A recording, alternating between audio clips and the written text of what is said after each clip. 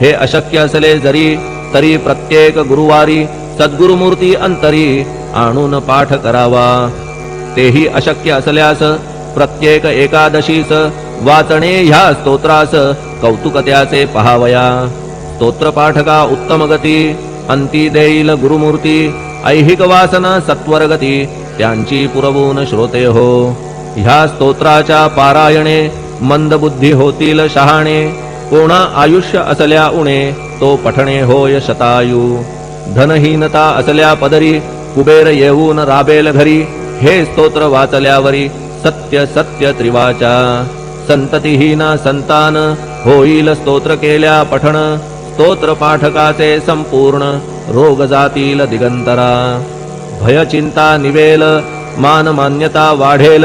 अविनाश ब्रह्म कळेल नित्य स्तोत्राच्या पारायणे। धरा बुध हो स्तोत्राविषयी विश्वास आपुल्या मानसी।